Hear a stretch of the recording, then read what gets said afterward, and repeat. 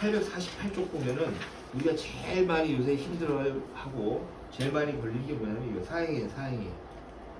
사행이 취소. 사자라는 건 사기, 예? 사기, 사술. 그래서 사기를 쳐가지고 해롭게 되는 경우는 취소가 된다 이거야. 예? 사행이라는 게 무슨 얘기냐면 말 그대로 이거 제일 간단한 게 이거 우리 제일 많이 하는 게. 자, A하고 B가 있는데, 자, A가 납세자예요. 얘한테 세금을 고지를 해서 얘한테 세금을 징수하려고 하는데, 분명히 재산이 있었는데 어느 날 그 재산이 없어졌어. 근데 그 재산이 보니까 B로 넘어갔어. B로. 자, 그래서 둘 관계를 보니까 특수한 관계, 내지는 A하고 B하고 서로 통정해서 A의 재산을 B의 재산을 빼돌렸다. 자, 이런 경우에는 B를 상대로 해서 소송을 걸어요. 소송을 걸어서 이 B 명의로 됐던 재산을 다시 A로 원위치 시키는 거. 이걸 사행위 취소소송이라. 취소소송. 무효가 아니라 A가 납세자인데 A가 세금을 내야 돼. 그런데 어느 날 보니까 A 명의로 있던 재산이 B 명의로 이렇게 전환이 됐어요. 자, 근데 문제는 뭐냐면 나중에 보니까 A하고 B하고 서로 통정해서 특수관계에 내는 통정해서 A의 재산을 B 명의로 빼돌린 경우에는 B를 상대로 해서 요 빼돌린 재산을 원위치를 시켜라 라고 하는 것이 사행위에 대해서 취소 소송이라 이거야. 취소소송. 자, 근데 여기서 한 가지 알아야 될 게 뭐냐면 첫 번째 뭐냐, A하고 B가 있었는데 이 관계가 특수관계이냐 통용하지 않았어. 선의의 제3자 이런 경우 있겠죠. A가 자기 아파트가 있었는데 조금 있으면 세무서에서 압류를 들어올 걸 알고 싸게 내놨어. B하고 A는 아무런 관계도 없어. 자, 그래서 B가 그 아파트를 싸게 나왔으니까 샀어. 돈을 다 주고. 나중에 알고 보면 둘이 아무런 관계 없어. 선의의 양수인에 대해서는 사행 취소를 걸 수가 없어요. 선의의 양수인은 사행 취소를 걸 수가 없어. 자, 그럼 뭐가 문제냐? 그러면 자, 예를 들어 이거 10억이라고 가져갑시다. 10억짜리 아파트가 있었는데 저기랑 비슷한 거야. A가 B한테 팔았어. 그럼 B가 샀겠지. 10억짜리인데 비싸니까 한 8억에 이제 팔았어. 그러니까 어찌됐든지 A는 부동산이 현금으로 변환이 된 거예요. 그렇죠? 팔았으니까 B가 이 돈을 A한테 넘겼어. 그럼 A는 이 8억에 대해서 세금을 내든지 해야 됐을 거 아니야. 그렇죠? 근데 이 돈을 전부 딴 데서 다 쓴 거야. 분산시키고 은닉시키고. 그리고 어떻게 했냐 물어보면 이러겠죠. 이 돈을 뭐 빚값 냈었고 뭐 어제인지 모른다. 그럼 뭐예요? 네.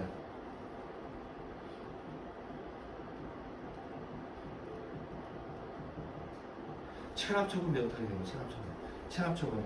세금을 안 냈을 때 강제 집행하는데 이게 체납처분인데, 이 체납처분을 면하기 위해서 어떤 고의적으로 재산을 빼돌리거나 할 때는 형사처벌을 받아요. 형사처벌.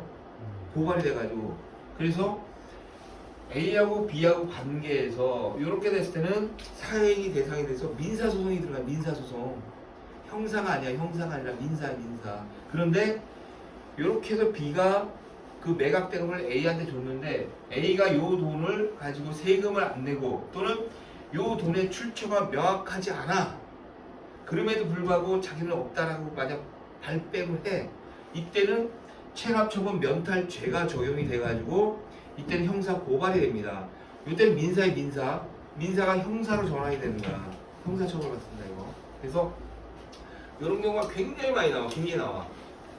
근데 또 한 가지는 또 뭐가 있냐면 요즘은 이게 또 바뀌어가지고 사회행위 취소는 민사소송. 즉 옛날에는 개념 자체가 뭐냐면 국가가 세금만 걷어들이면 얘 잘못은 불문에 붙이는 거야. 그런데 요즘은 이게 강화돼가지고 세금을 안 내면 요 사행위 소송, 취소송을 걸면 동시에 형사고소까지 같이 해요. 고발이지 고발. 형사고발 같이 한다고 요새. 그래서 요즘은 골 때려요. 사행위는 분명히 세무서에서 이걸 입증을 해야 돼. 둘이 서로 통정했습니다. 둘이 공모했습니다. 이 관계를 다 찾아내야 돼. 찾아가지고 둘이 이렇게 했으니까 근데 이걸 취소시켜 주십시오 하고 민사소송을 걸어야 되는데 요즘은 여기다 더 플러스돼서 고발까지 해요. 고발까지 해요. 지금 우리 누구더라? 지금 이런 경우를 하고 있어요. 그래서 과거에는 민사소송만 걸어가지고 끝나면 됐는데 지금은 형사고발까지 해.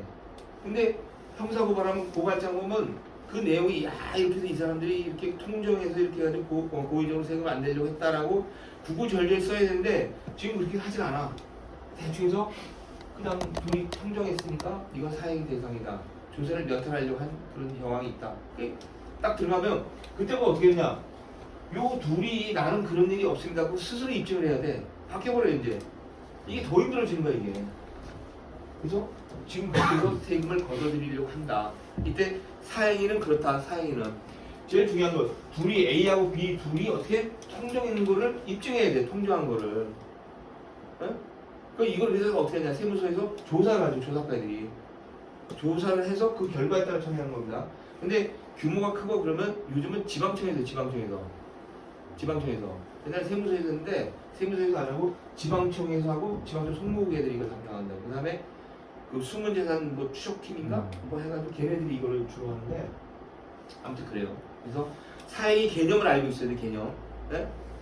이건 뭐 그 여러분들이 이렇게 직접적으로 할 일은 아니기 때문에 구구절절히 뭐 알 필요까지는 없지만 개념은 알고 있어야 되고 이게 잘못되면 나중에 형사 고발이 된다는 거. 그래야지 누가 물어봤을 때 간략하게 설명을 해줄 수가 있습니다. 자, 그 정도만 보시면 되고 그 다음에 850쪽이면 가압류 가처분이 나와요. 가압류 가처분. 이건 이제 한 가지만 알면 돼요. 가압류가 걸렸건 가처분이 걸렸건 그냥 강제 집행을 할 수 있다 이렇게 보시면 돼요. 그래서 등기소송만 딱 떼보면 뭐 가압류, 뭐 가처분 막 이렇게 돼 있어. 근데 세무서에서 공무처분 할 수 있냐? 할 수 있다는 얘기야. 그럼 신경 안 쓴다고. 그래서 무조건 진행할 수 있다. 자, 이렇게 보시면 되고 그 다음 상속, 합병 이건 뭐 당연히 쓰게 되고 그 다음에 제3자의 소유권 주장 이게 이제 제일 많이 나오는 건데 뭐 특별한 거 아니고 세무서에서 압류했는데 그게 체납자의 재산이 아니다 라고 하면 그때 주장하는 게 제3자의 소유권 주장이에요. 이제 뒤에 이제 본격적으로 나와. 852쪽을 보시면요. 852쪽을 보시면 이제 뭐 쭉 나오는데 다른 거 볼 거 없고 자 이제 그때 누가 한번 물어봤을 거야.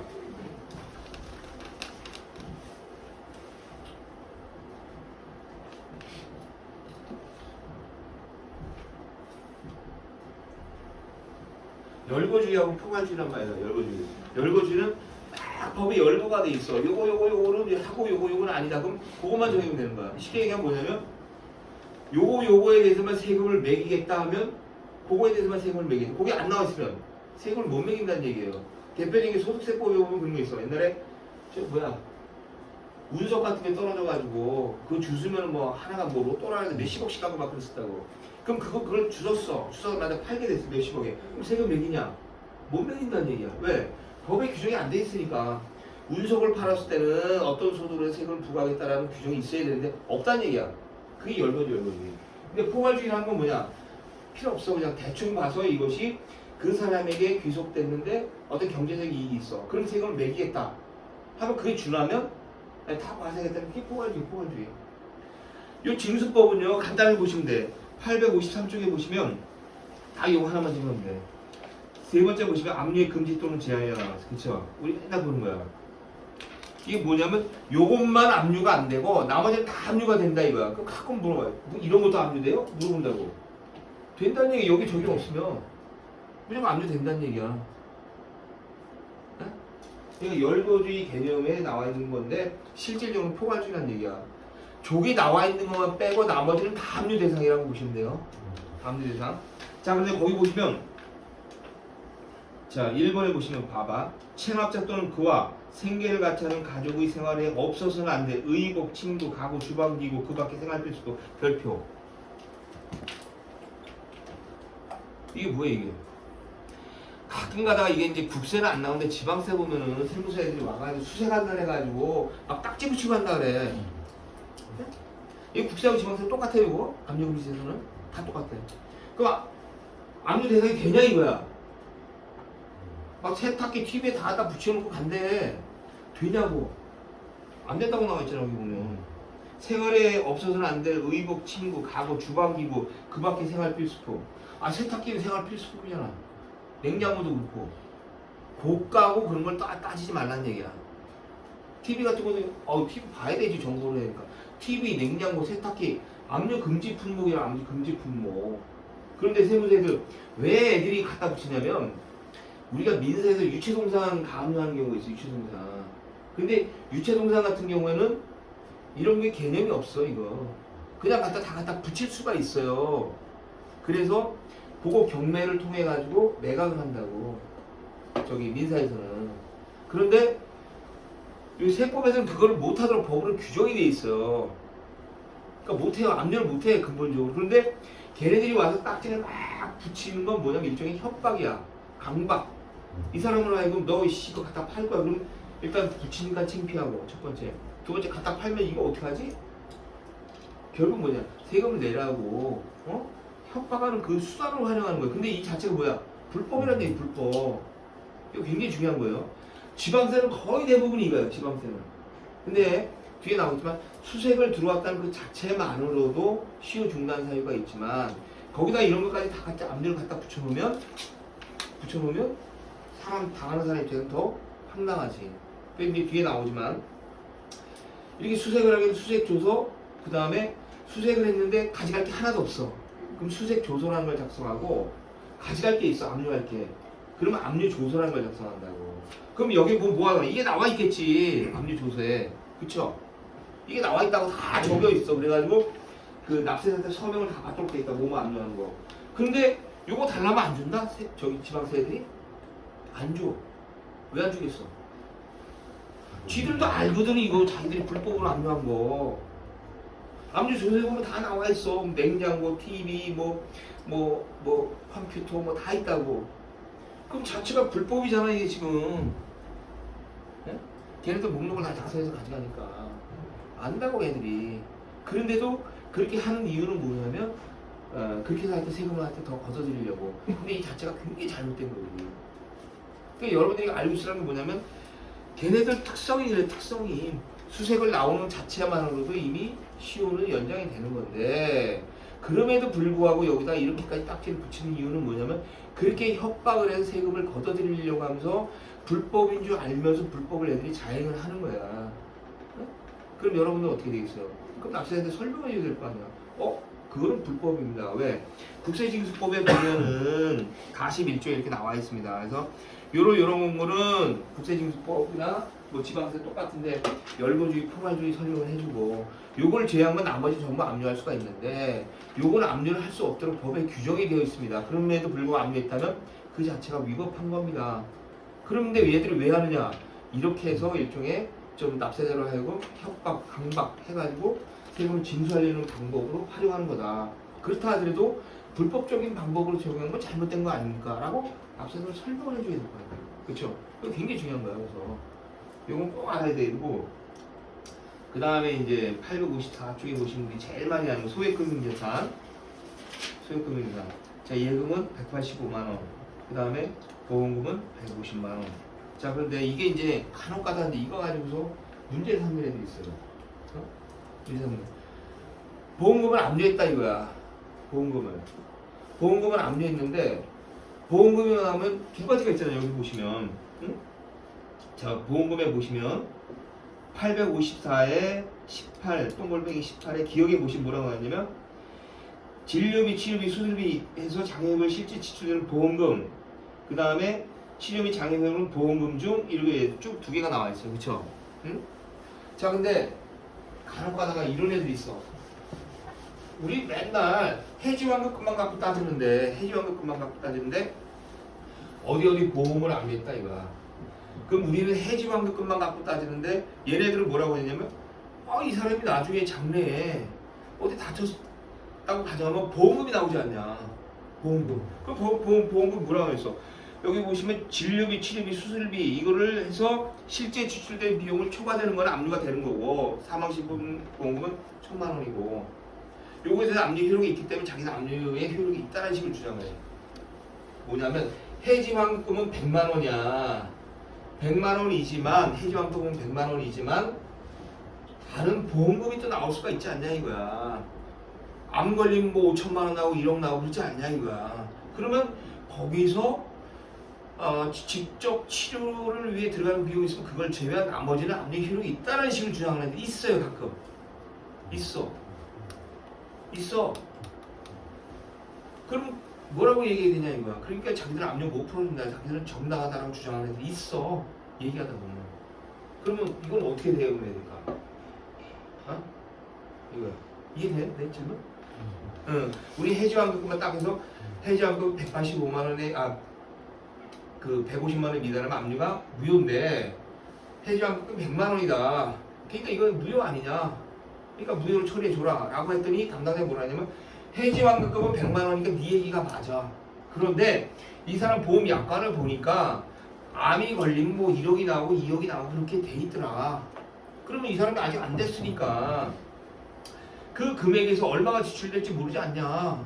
그래서 보험을 드는 거고, 그렇다고 한다면 그런 일이 벌어질지도 모르기 때문에 우리는 압류를 못 풀린다. 그 실제로 그 치료에 들어가는 비용을 초과된 금액의 압류 효력이 있기 때문에 우리는 압류 못 풀어준다. 정당하다. 이거는 아닐지언정 그거는 맞다 라고 주장하는 애들이 있어요. 또 내가 실제로 위원회 가서 그것 때문에 굉장히 많이 싸웠다고. 자, 그런데 그렇다고 한다면 요거는 왜 안 될까? 아니, 왜 안 될까 하면 걔네들이 그렇게 얘기하면 우리는 어떻게 이걸 대응해야 될까? 대응해야 되는 거. 대응해야 되는 건 뒤에 이제 압류 대상 재산이 나오는데, 여기 압류 대상 재산이 나오나? 853쪽으로 보세요. 2번 압류 대상 재산이 나와. 첫 번째 압류 대상 재산의 범위에는 압류 대상이 되기 위해서는 납세자의 소유 재산이어야 된다. 그렇지? 납세자의 소유 재산. 첫 번째 납세자 소유. 두 번째 국내 소유. 소유가 소재.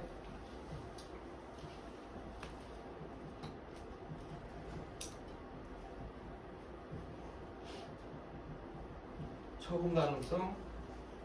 그 다음에 양도 가능성. 요거 이거는 외워야 돼. 무조건 외워야 돼. 제일 많이 이게 세무서 애들이랑 또는 납세자랑 얘기하다 보면 제일 많이 써먹는 대목이 여기 통치계도 아니에요. 통치계도. 압류할 수 있는 대상 자산은 체납자의 소유여야 돼. 체납자 게 아니면 안 돼요. 그 다음에 국내 소재에 돼. 국내 소재. 세 번째 처분 가능성, 양도 가능성이에요. 처분 가능성, 양도 가능성. 처분 가능성, 추심 가능성이야.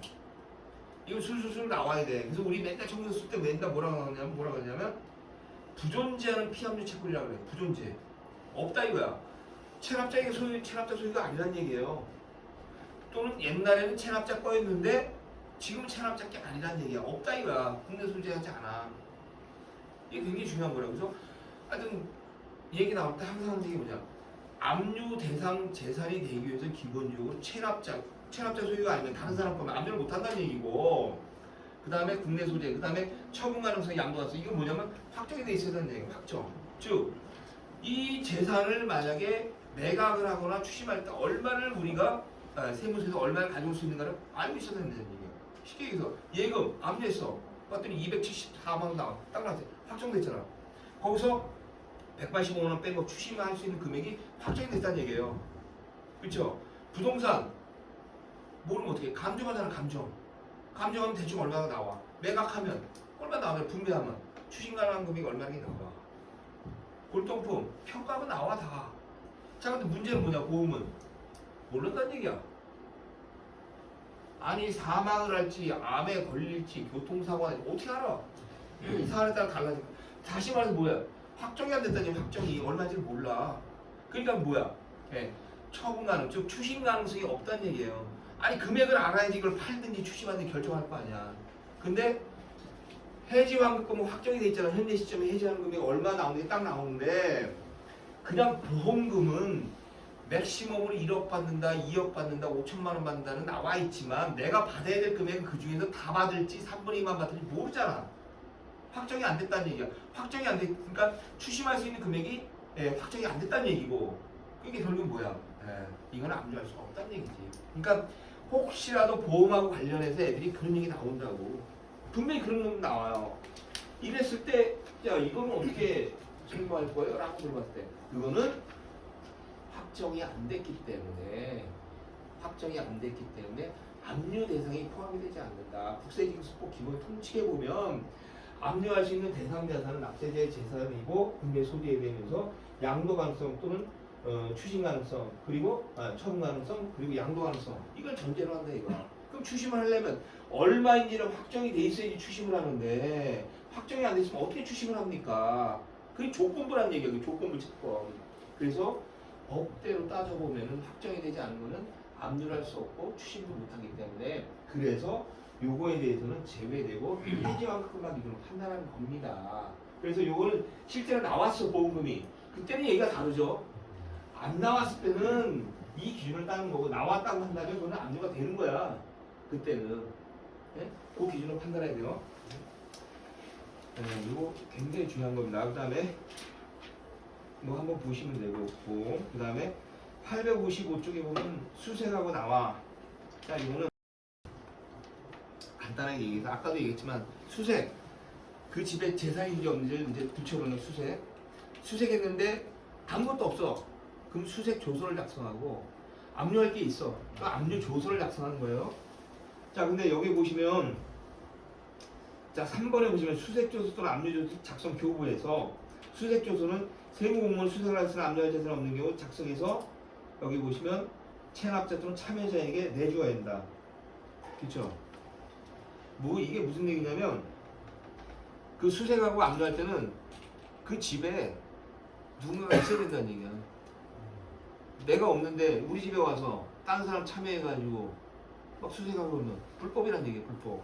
그리고 또 여기서 좀 제일 중요한 게 뭐냐면 1번 수색 보면은 또 물어보는 거 있어. 나 없는데 뭐 경찰 시켜서 문 따고 들어와도 되냐고. 그런 사람도 있어요? 어? 거기 보면 1번에 뭐 세무공무원 재산 압류하기 필요한 경우에는 체납자의 주거, 창고, 사무실, 선박, 항공기, 장소를 수색할 수 있고 해당 주거 중에 폐쇄된 문, 금고 또는 기구를 열게 하거나 직접 열 수 있다. 여기 돼 있잖아. 열 수 있어요? 그래서 간혹 가다 보면은 그 법무사 사무실에서 그렇게 얘기하는 데도 있어. 주민등록 말소시켜라. 응? 말소시키면 서류가 안 가니까 그렇게 기다리면 세금 없어진다 뭐 이런데 말소시키는 건 뭔 상관이야. 그럼 애들이 찾아오잖아. 찾아와서 그 집에 가요. 가가지고 없어도 막 들어오고 문 열고 막 그래. 38기동대 보면 막 경찰 불러서 막 문 따고 들어가고 그러잖아. 이게 불법이냐 이거. 불법이 아니니까 합법이 합법. 그렇기 때문에 말소시키는 나발이고 다 필요가 없어요. 그런 게 도움이 안 돼요. 그래서 요 규정 첫 번째 문 따고 들어가고 내가 없어도 문 따고 들어가는 게 불법이냐 합법이라 이거. 내가 없었을 때 그럼 어떻게 하냐. 누군가 참여자를 설정시킨다 이거. 근데 참여자가 나하고 관련이 있는 사람을 참여자를 설정시켜야 돼. 나하고 전혀 관련이 없어. 나도 전혀 누구지도 몰라. 그런 사람을 참여자 설정하면 그건 불법이다 이거. 그래서 수색조서하고 그 압류서를 반드시 봐야 돼. 보면 누가 거기에 왔는지를 봐야 돼. 관계가 어떻게 되는지. 그러니까 예를 들어서 우리 엄마가 있었어. 합법이야. 나도 모르는 제3자 뭐 A인지 C인지 그런 애가 있어. 이거 불법이라는 얘기야. 응? 꼭 봐야 돼요. 자, 그 다음에 뭐 압류 효력 뭐 이거 다 필요 없고 부동산도 뭐 그러려니 하고 넘어가면 돼요. 자, 근데 858쪽에 보면 이제 압류 효력이 나와. 858쪽. 이게 우리가 제일 많이 쓰는 거야. 제일 많이. 자, 동산과 유가증권. 네? 동산하고 유가증권을 같이 넣었는데 압류가 언제 효력이 발생하느냐? 거기 나와 있죠? 점유한 때 발생한다. 점유. 이거 내가 나중에 물어볼 거야 이거. 네? 동산하고 유가증권은 점유를 해야지. 그러니까 가가지고 뺏어갖고 와야 된다는 얘기야. 뺏어갖고 와서 세무서, 서고 또는 창고에다 갖다 놔야지 압류 효력이 있다는 거야. 이거 굉장히 중요한 거예요. 자, 그 다음에 859쪽에 보면 채권의 압류라고. 채권의 압류. 자, 채권은 그 뜻을 제3 채무자에게 통지하는데 제3 그 채무자에게 통지가 완료된 시점, 응? 도달한 때. 그러니까 뭐냐? 은행에다가 압류하겠다는 뜻을 보내요. 압류 통지서를 은행에다가. 근데 은행이 못 받았어. 그러면 압류 효력이 없다는 얘기야. 이거 굉장히 많이 나와요. 채권은 제3 채무자에게 서류 송달됐을 때 압류 효력이 있다. 그 다음에 유가족과 동사는 점유를 해야지 압류 효력이 있다. 그러니까 간혹가다 그런 사람도 있어. 나는 못 받았다 이거야. 나는 내가 체납자인데 압류 통지서를 세무서에서 못 받았다 이거야. 그럼 잘못된 거 아닙니까? 물어봐. 잘못된 거 아니야. 왜? 법에 채권은 제3 채무자에게 통지하고 유가족과 동사는 점유하도록 되어 있기 때문에 나하고 상관도 없어. 상관도. 그래서 나는 못 받았으니까 나한테서 보내는 건 주의적인 의무로 그 뜻을 통제하는 그런 의미지 내가 못 받았다 해서 법적 효력이 없다 그건 아니라는 얘기예요. 굉장히 많이 우리가 제일 많이 쓴 거. 자, 그 다음에 자 이런 경우 이제 압류 절차가 우리가 제일 많이 쓰는 게 유가증권, 그 다음에 채권. 예금은 채권이죠. 보험금도 채권이에요. 그 다음에 거래처 매출 채권. 또 많이 나와. 거래처 매출 채권. 그거 다 채권들이야. 채권은 제3 채무자에게 압류 통지서가 송달할 때 압류 효력이 존재한다. 그 정도만 보시면 되고. 자, 그다음 압류 해제 나와. 해제. 861조. 자, 이런 경우는 압류를 해제한다. 근데 862쪽에 보면요.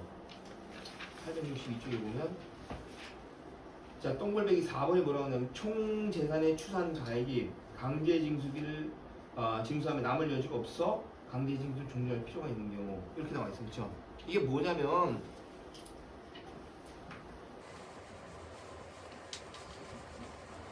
이렇게 보면 돼요. 1억이야 1억.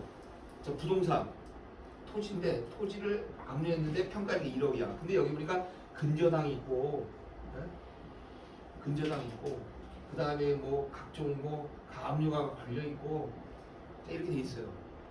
자, 그러다 보니까 요걸 공매를 하게 되면 제일 1순위 뭐야? 제일 1순위. 강제징수비라고 해가지고 자산관리공사에다가 수수료를 줘야 돼요. 한국자산관리공사에다가 얘네 공매. 그 비용을 빼니까 세무서 가져갈 게 하나도 없어. 그럼 이걸 꼭 해야 되냐 이거야? 해야 되냐? 할 필요 없어. 왜? 세무서에서 일단 한국자산관리공사에서 공매를 의뢰하게 되면 공매가 되건 안 되건 일정 비용이 발생해요. 그걸 줘야 돼. 세무서에서는. 그러니까 세무서 입장에서는 자기들이 가져갈 거 하나도 없으면 돈만 나가면 좋아하겠냐고. 안 좋아하죠. 그러니까 이런 경우에는 공매를 하지 말라는 얘기야. 이게 2021년 이전에는 1월 1일 이전에는 체납처분의 중지라고 해서 체납처분의 중지 체납처분을 중지라고. 근데 체납처분이라는 거 알잖아요. 고지, 독촉, 압류, 공매 이 일련의 과정을 전부 체납처분이라고 했고 실질적으로 실익이 없는 거에 대해서 압류를 해제하라는 그런 뜻을 내포하고 있다고. 근데 세무 공무원들은 단순해. 이게 해제를 하라는 뜻인지 말라는 뜻인지 헷갈려 있다고. 그러다 보니까 이번에 법이 개정이 되면서 아예 압류 해제 요건을 들어버린 거야. 예? 아예 들어버렸어. 자, 그러다 보니까 우리 맨날 싸운 게 뭐야? 2010년도에 압류했는데 현재까지 압류가 지속이 되고 있어. 근데 보니까 가져갈 게 하나도 없어. 또는 2019년도에 경매가 완료가 됐는데 세무서에서 가져간 게 하나도 없어. 어떻게 할 거냐 이거야. 맨날 하는 얘기가 뭐야? 실익이 없는 거니까 체납처분 중지사유에 해당하는 거 아니냐. 그럼 진작에 압류가 해제가 됐어야 되는데 지금까지 압류를 지속한 거 잘못된 거 아니냐. 그런 논리잖아요. 그렇죠? 그래서 아예 2021년도부터는 올해부터는 지금 토지 압류하면 무조건 1년 내 다 공매 넘긴다고. 그래서 거기서 공매가 성사가 안 돼버리면 압류를 해제하고 또는 압류를 했는데 보니까 선순위 압류가 무지무지 많이 걸려있어. 그래서 이거는 압류 공매를 해봤자 진행이 안 돼. 그러면 요청하면 바로바로 풀어줘요. 자, 문제는 요 이전에 압류한 것들은 어떻게 할 거냐 이거야. 우리 국세기본법에서 배웠어요. 소급과세는 금지되지만 납세자에게 유리한 쪽으로 법이 바뀐 건 소급에서 적용이 된다고 그랬잖아. 그러면 마찬가지로 자 2015년도에 압류를 해서 지금까지 와. 근데 내역을 보니까 세무서에서 공매를 처분한다 하더라도 가져갈 게 하나도 없는 게 객관적으로 나타났어. 그럼 어떻게 해? 그 시점으로 땡겨달라 이거지. 지금은 땡겨준다 이거야. 땡겨줘. 그래서 요 내용 압류 해제 사유가 이렇게 있는데 과거에는 체납처분 중지였었다. 근데 요건 뭐냐면 지금 시점에 압류한 것들에 대해 적용하는 거고, 기존에 압류했던 거는 구국세징수법을 따져야 되고, 거기는 체납처분 중지인데 똑같은 내용이라 했네. 똑같은 내용. 하지만 납세자에게 유리한 쪽으로 바뀌었기 때문에 이제는 소급해서 압류를 해제한다. 이렇게 보면 될 거예요. 그다음에 참가압류 교육청구 이게 중요하지도 않으니까 그냥 보면 되고, 그냥 청산, 뭐 배분계산서 뭐 이건 뭐 중요하지도 않고 그러니 하면 되고. 자, 그다음에 이제 884쪽에 보면 이제 납세 증명서 제출하라고 한다. 행수에서 그런 경우들 뭐 그런 게 있고. 그다음에 890쪽.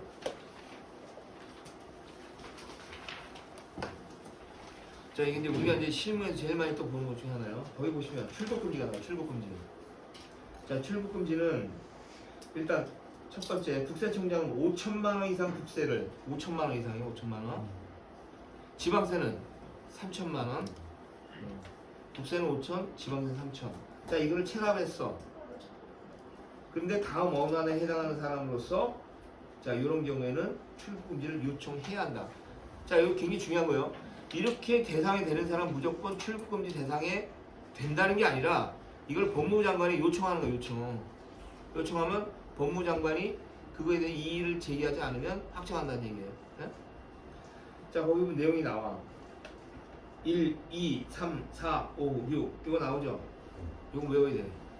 이게 무슨 내용이냐면 대법 판례에서 보면은 뭐라고 나와 있냐면 출국금지를 하는 이유는, 근본적인 이유는 뭐냐면 세금을 안 내고 그 안 낸 세금을 은닉했어. 은닉하고 있다가 그 돈을 가지고 외국으로 도망가려는 걸 방지하기 위해서 출국금지를 만들어 놓은 거지. 세금을 안 냈다는 이유만으로 거주 제한, 취업 제한을 못하게 하기 위해서 출국금지 규정을 둔 건 아니다라는 대법원 판례가 나와버린 거예요. 이해되죠? 출국금지라는 목적은 이 사람이 세금을 안 냈는데 그 안 내고 가만히 보니까 그 돈을 짱박아 놓은 거야. 은닉한 거야. 그 돈을 갖고서 외국으로 도망가려는 걸 방지하기 위해서 출국금지를 규정한 것이다 라는 것이 출국금지의 의미야. 근데 무조건 체납됐다고 해서 못 나가게 하면 잘못된 거다라고 대법원 판단이 나오다 보니까, 그래서 국세청에서 그러면 이런 경우는 재산을 은닉한 경우로 봐야 되지 않느냐 해서 예시적으로 만들어 놓은 거예요. 예시적으로. 그래서 여기에 해당하면 출국금지가 되어 다퉈야 된다는 얘기야. 여기에 해당 안 되면 출국금지 잘못된 거지. 그렇죠? 그래서 여기는 내용이 나온다고. 그래서 배우자 또는 직계존속이 국외로 이주한 사람, 해외에 있는데 해외에 살고 있어. 영주권을 갖고 있든지, 그러면 그 사람을 만나기 위해서 가는 거, 그건 안 된다 이거야. 그 나라로 가는 거. 그 다음에 자기가 그 해외로 가려고 하는데 그 지역에 5만 달러 이상 송금한 사실이 있거나, 응? 그 다음에 고액 상습 체납자로 명단에 등재된 경우. 그 다음에 여기 제일 많이 나오는 거예요. 출국금지 요청을 기준으로 1년간 체납된 국세 5천만 원 이상인 상태에서 1년간 누적이 아니야. 그 다음에 정당한 사유 없이 국외 출입 횟수가 3회 이상이거나 국외 체류 일수가 6개월 이상인 사람. 3회. 이것만 보면, 그러면 이 사람은 출국금지 대상에 해당한다. 그것만 보면 되고, 징수법 이렇게까지만 하겠습니다.